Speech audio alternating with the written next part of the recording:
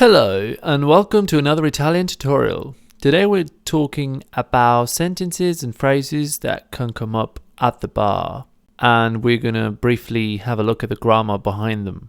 Scusi, è aperto? This means, excuse me, is it open? Scusi means excuse me. È is a word that means it is. And we've seen this in the very first video. Aperto means open. This is because bar is masculine.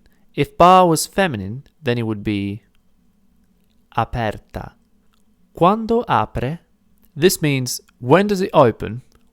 Quando means when. It's an interrogative adverb. We've seen all the interrogative adverbs in the video called the 5 W's, because that's how they are referred to in English. Who, when, why, where, and what.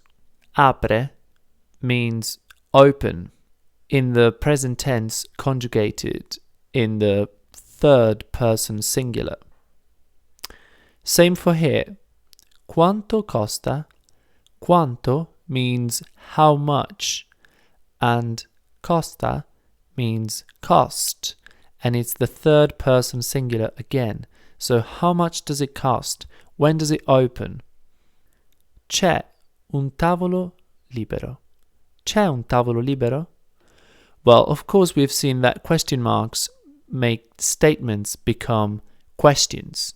Same for here, and for here. If there weren't any question marks, these sentences would be very different.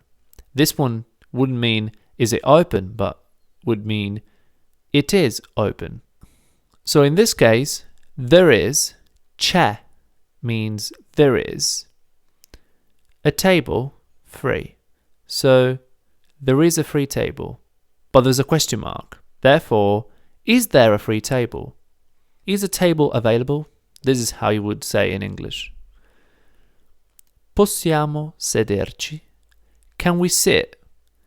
Now this is an example of reflexive form, and we haven't touched upon it yet, but we will cover it. So for now, just remember that this is one particular case that we're going to analyze later on.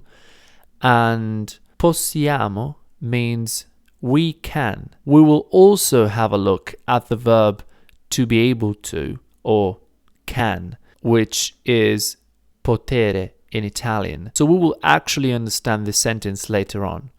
But anyway, this means, can we sit? Dov'è il bagno? Where is the toilet? Now, the word dove means where, and it's one of the interrogative adverbs that we have covered.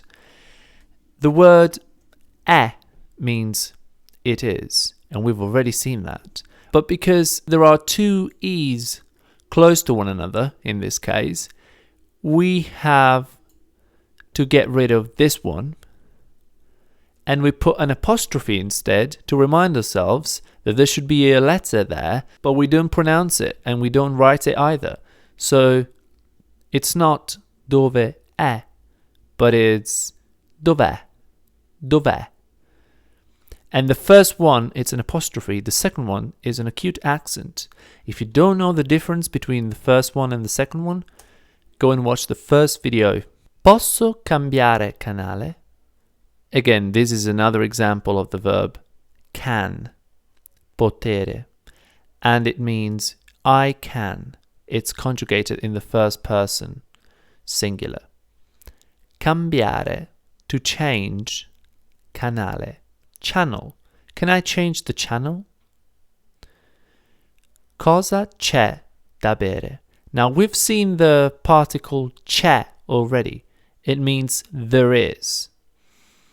Cosa, we've seen it already. It means what. It's one of the interrogative adverbs. Da bere, to drink. So, is there anything to drink? What's there for me to drink? That's what you would say. That's what it means. And this is a very common expression. It means I offer. So I will pay. So it's all on me. This is what you would say in English. Now, the reason why you have the subject io, I, after the verb is because you want to emphasize the fact that it's you paying. For instance, if you have somebody asking, okay, so who's going to go? Somebody could answer, me. I go. Io vado. I go. Somebody else could say, no, I go. So it would be, no, vado io. When you put the subject after the verb, it's because you want to emphasize the fact that the subject is what matters, is what makes the sentence important. So you place it at the end and you put the emphasis on it. So it would be, io vado. No, vado io. So it's me who's going to go, not you. This is how you would translate it. And this is how you would translate this also. So no, it's me who's going to pay. Although in English you would say, it's all on me. But anyway. Okay guys, we've had a look at very useful sentences that could be used at the bar or in similar situations. And we've had a brief look at the grammar behind them. I hope you have found this video helpful. I will see you in the next one. Practice, practice, take care, and see you soon.